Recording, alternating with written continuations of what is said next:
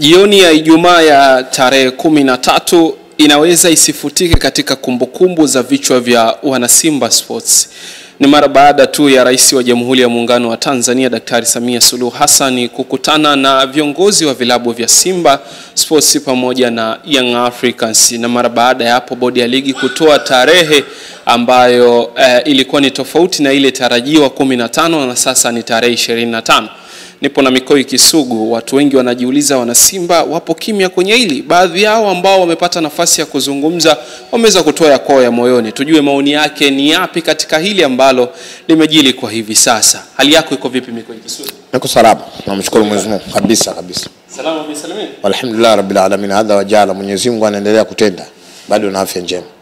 Ukiwa buheri wa afya, Mwenyezi Mungu amekuruzuku hiyo nafasi. Kuna hayo ambayo nimeanza katika ufunguzi wangu yalitokea Ijumaa mkiwa kwenye maandalizi ya kuelekea siku ya mchezo tarehe 15, hatimaye sasa ni 25. Kwanza tuanzie hapo. Mmepokea vipi ili tuende kwenye maswali mengine? Unajua kwanza katika maelezo mimi nahisi kwamba kuna propaganda kubwa ambayo baadhi ya waandishi wanaitengeneza ambayo mimi siwezi kukubaliana nayo. Kama ulivyosema kuna picha siku ya Ijumaa zilionekana Mheshimiwa Rais wa Jamhuri ya Muungano wa Tanzania akiwa na baadhi ya viongozi wa vilabu hivi viwili, alafu ikatoka sitofahamu kwa watu kwa namna ambavyo sakata la mpira lilivyo na mazungumzo yanavyozungumzwa. Ninachokiamini mimi kama Kisugu, ninachokiamini mimi kama mshabiki wa Simba, ninachokiamini mimi kama mwanachama wa klabu ya Simba, kwamba bodi ya ligi ndio imeahirisha mchezo tarehe 15. Kama kuna kujaji, kama tuna maswali ya msingi kuuliza, watu wa Simba tuna maswali ya msingi ya kuuliza na tuna haki ya kuiuliza bodi ya ligi. Why wamewaahirisha mechi kutoka tarehe 15 kwenda tarehe 25? Maswali yenu ndio yanaanzia. Yes. Tunaamini tarehe 18, tarehe 8 mwezi uliopita bodi ya ligi waliahirisha mchezo kati ya Simba na Yanga, mchezo namba 184. Wakatoa sababu za msingi kuahirisha ile mechi. Aidha kwamba watu walizikubali au watu walizikataa, lakini tayari bodi ya ligi waliweka sababu baoni. Lakini tarehe 14, tarehe 13 bodi ya ligi saa 11 jioni yatoa taarifa kuahirisha mchezo kutoka tarehe 15 kwenda tarehe 25. Wao kama ni watu ambao wanasimamia mpira wana haki ya msingi, lakini pia wana haki ya msingi kueleza Watanzania kwa nini ile mechi imeahirishwa kutoka tarehe 15 kwenda 25. Ukiwa kama mwana Simba umeanza kuiuliza maswali bodi ya ligi, nanyi pia mnataka maelezo kutoka kwa bodi ya ligi kama ambavyo Young Africans katika sakata ile ambavyo walikuwa wakidai taarifa za kiuchunguzi, na hatimaye wanakuambia dabi watacheza, na wanakuambia hii kuna slogan wapo nayo, kumradhi imenitoka kidogo, lakini wanakuambia hii wanacheza wakiwa hawana kinyongo chochote. Wao Young Africans. Yes. Lakini sisi Simba. Sasa nakuuliza wewe mwana Simba. Sisi wana Simba majibu yetu tayari tumeshajibu. Na mimi sitegemei tena waandishi wa habari kungangania hapa. Kwani kuna nini? Barua Simba wametoa tarehe 12 barua. Mechi imekuja kuahirishwa tarehe 13. Lakini ile barua ya tarehe 12 ilikuwa na majibu tosha kuahirisha kwa mechi kupelekea tarehe 13. Okay. Kwa tunabaki kwenye maelezo ya barua. Yes. Wana Simba sisi hatuna majibu mengine. Kumbe mambo ni rahisi. Kwa sababu sisi wana Simba ni wasikivu. Na tunaamini, tuna imani na uongozi wa Simba. Tumeuchagua tukiamini kwamba wana uwezo mkubwa kutuongoza wana Simba. Wao tayari majibu ya kuahirishwa kwa mechi walikuwa wameshatoa. Mimi naamini kwanza tuwapongeze viongozi wa Simba, wana mitazamo na maono ya kuona vitu ambavyo siku 2 siku 3 mbele vinafanyaje vinatokea. Okay. Nenda kasome ile barua ya Simba kifungu cha 2. Wanasema kwamba tutakuwa hatuko tayari kwa mabadiliko yoyote yatakayopelekea kutokufanyika hiyo nini kwa mchezo wa tarehe 15. Kwa leo ukiniuliza mimi tarehe 25 inakuaje? Mimi sina majibu sahihi, ni kubaki kusubiri kuangalia peji za Simba itakayozungumza. Lakini mimi naamini tayari peji za Simba zimefanyaje? Zimeshaeleza. Yes. Akumbe swala ni rahisi. Mchezo nambari 184 hautotambulika katika tarehe tofauti na tarehe 15. Barua ya Simba tarehe 12 na mimi ni mwanachama klabu ya Simba. Na wewe unaushikilia msimamo huo. Mimi ndio miko ikisoma. Ngoja niwaambie. Mimi ni muumini wa Kiislamu. Moja ya nguzo katika nguzo 5 ni imani. Maana yake imani kuamini kile ambacho unafanyaje? Unachokiamini. Mimi naamini uongozi wa Simba. Naamini waliandika barua ya tarehe 12. Shida mliotaka waandishi wa habari, Simba tuanze kampeni. Simba hatukuzaliwa katika kampeni ya kuchukua mafurana kuandika na kupita barabarani na mabango.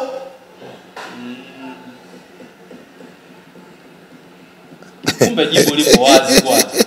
Kwa natafuta jibu afu kumbe wana Simba jibu wanalifahamu. Barua tu ile unaitoa basi umemaliza. Yes. Na hii kupitia ninyi Will Sport nawaambia tu mashabiki wa Simba. Nawaambia tu wanasema wa Simba. Wasiingie kwenye mtego wa kulazimishwa kwamba viongozi wa Simba wajibu. Wanajibu nini? Wanajibu nini? Jafet. Wanajibu nini viongozi wa Simba? Sasa zilionekana picha wakiwa na Rais wa Jamhuri ya Muungano wa Tanzania, mambo yakabadilika kuanzia hapo. Kuna hoja za kujibu. Yule ni rais. Waliokwenda ni raia zake. Hivi leo ukimwona Mheshimiwa Rais na mpango upo ameniita Kisugu nimpige na picha, mnaenda mjadala. Sasa wewe kama nani? Mtanzania. Wale wameenda kama viongozi wa Simba. Unasema wewe sasa sote kukatalia hilo. Kwa sababu maelezo yalisema hivyo kwamba viongozi wa klabu ya Simba na Yanga sawa, ni utashi wa mwandishi. Sasa utashi wa mwandishi mimi niuingilie Jafet? Hauwezi ukaingilia. Ziko picha nyingi Mheshimiwa Rais amepiga na Watanzania. Wale walikuwa wameenda Ikulu kunyosha. Watajua ninachokuambia. Lakini sisi majibu yetu ni barua tarehe 12 imetoa majibu sahihi kabisa. Unasalia. Yes. Bodi ya ligi. Turudi kule ambapo ulianza kuuliza swali.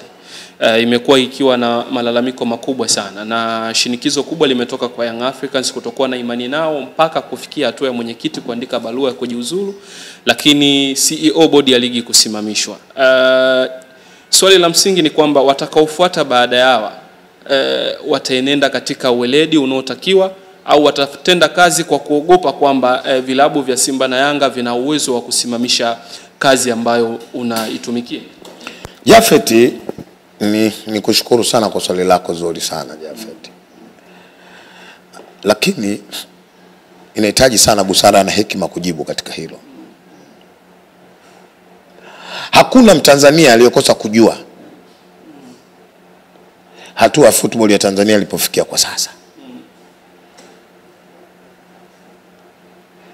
Lazima tukubali na tukiri, mpira wetu umepiga hatua kubwa katika bara la Afrika kwa sasa. Leo ukija kuzungumzia mafanikio ya national team, ukija kuzungumzia kwenye ubora wa ligi yetu, ukija kuzungumzia katika uwekezaji mkubwa kwenye football yetu, lazima uwapongeze chama cha mpira wa miguu Tanzania TFF. Jafeti, si kila anayeleta maendeleo watu wanamkubali na kumpenda maendeleo aliyoleta katika hayo maeneo. Ninachokiamini Jafet, kama yuko mtu nitakuwa nimemkosea na mkwaza itabidi anisamee katika hili, lakini mimi naamini kwenye ubora mkubwa wa chama cha mpira miguu Tanzania pamoja na bodi ya ligi. Kuna muda mwingine Jafet, ukweli wa mtu, msimamo wa mtu, kuna baadhi ya watu wawezekana wasiukubali katika msimamo na ukweli wake. Leo hii 23-24 shirikisho la soka barani Afrika kwa maana ya CAF wanakwenda kutoa renki, wanatuambia Tanzania mna ligi bora. Watanzania tukakubaliana tukapiga vigelegele. Je, swali la kujiuliza, unaweza ukazungumza Tanzania tuna ligi bora bila kumtaja Wallace Karia? Unaweza ukazungumzia Tanzania tuna ligi bora bila kumtaja Kibao? Tanzania tukasema na ligi bora bila kumtaja Almasi Kasongo? Unaweza ukasema tuna ligi bora Tanzania bila kumtaja mzee wetu Steven Mguto? Jafeti wametolewa kafara, hawakustahili. Kuna muda tusifanye maamuzi kwa sababu ya mtu binafsi, tufanye maamuzi kwa sababu ya maslahi mapana ya taifa la Jamhuri ya Muungano wa Tanzania. Naamini kilichotokea kwa viongozi wawili hawa si kwa sababu ya maslahi mapana ya taifa la Jamhuri ya Muungano wa Tanzania. Naamini kwa sababu maslahi binafsi ya watu. Kasongo huyu, Mguto huyu ndio viongozi wa bodi ya ligi ambao Dar es Salaam Young Africans 3 years zinakwenda kuwa bingwa.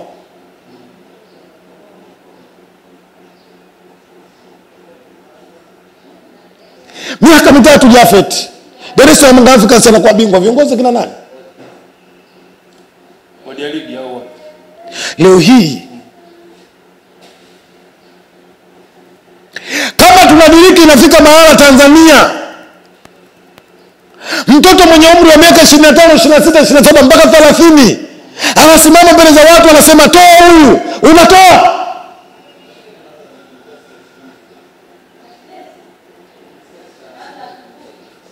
Weka huyu, unaweka.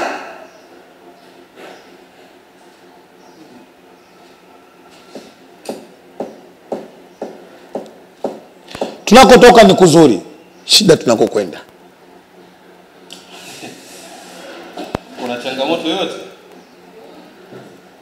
Yaani ukikaa ukitazama kuna changamoto yote? Tunakotoka ni kuzuri, kubaya tunakokwenda. Simba na Yanga ni tunu za taifa hili. Tumpongeze Mheshimiwa Rais, anapambana kuhakikisha tunu za taifa hili anaendelea kulilinda kama jinsi ambavyo yeye alivyolikuta. Na juhudi za Mheshimiwa Rais zinaonekana, sisi kama Simba tunaendelea kumuunga mkono. Lakini kuna watu wanamharibia Mheshimiwa Rais.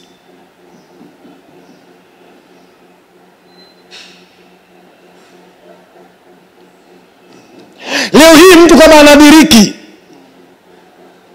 kumkataa CEO wa bodi, mtu kama anadiriki anamkataa mwenyekiti wa bodi, alafu watu hao wanawakataa, wanakwenda wanakubalika maoni yao, wanakubalika matakwa yao, wanaondolewa madarakani. Vipi kesho mwamuzi atakapotajwa hao watakuwa wana mamlaka kumkataa? Kwa ligi itaendeshwa kwa matakwa.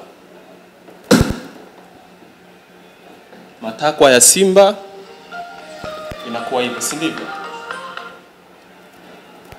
Jafet,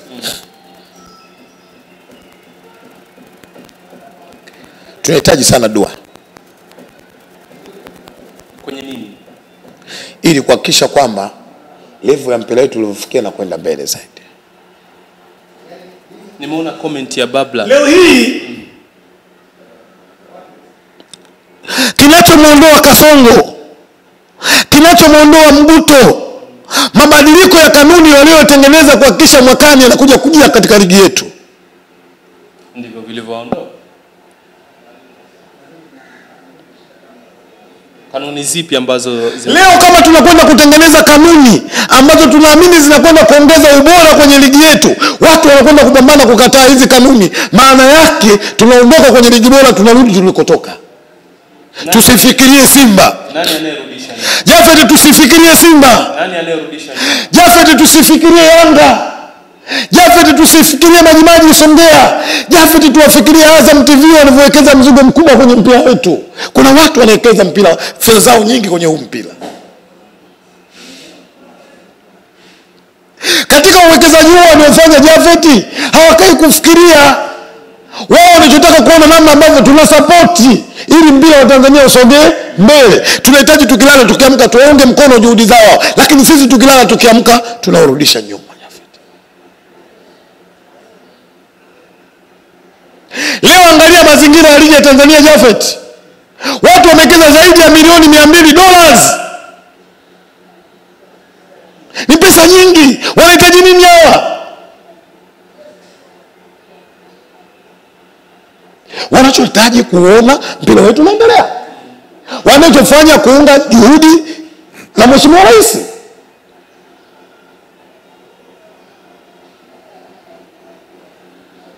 Kwa hiyo kwa lugha nyepesi, Jafet, nataka nimalizie hapa. Kwenye maisha ya kawaida kuna kula na ndoto. Unajua asili ya maisha ya kula na ndoto? Asina utaalamu nayo vizuri. Rudi nyumbani kwenye familia, nenda kaulizie.